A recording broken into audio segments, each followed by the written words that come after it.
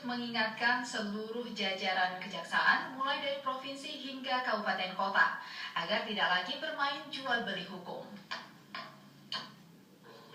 Jangan ada lagi jual beli hukum, hentikan segala bentuk penyelewengan, ungkap Gubernur ketika menyampaikan pengarahan rapat kerja Kejaksaan Negeri Aceh di Aula Hotel Grand Aceh Landong Banda Aceh.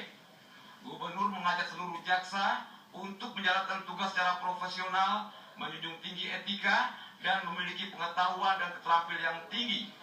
Mari kita bergerak bersama untuk memperkuat pemerintahan Aceh demi tercapainya tujuan reformasi birokrasi. Menurut Gubernur, berbagai bentuk penegakan hukum harus bisa dijunjung tinggi dari tindakan penyelewengan. Kejaksaan agar tidak lagi bersifat inkonsisten dalam penegakan hukum di tengah-tengah masyarakat. Penegakan hukum dari pihak kejaksaan harus bisa diperlihatkan. Jika bisa dipertahankan, Gubernur berkeyakinan kewibawaan hukum akan semakin kokoh. Karenanya, aparat kejaksaan dihimbau selalu bersih, adil, dan melayani bersama pemerintahan Aceh. Semua pelaksana amanah ini ada kontrol.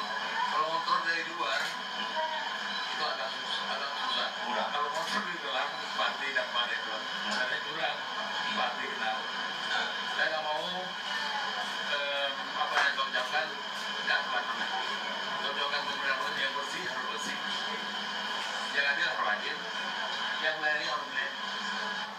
Rapat ini untuk mengevaluasi kinerja tahun 2017 yang kurang kita tingkatkan, yang sudah bagus kita pertahankan bahkan termasuk yang dianggap tunggakan-tunggakan.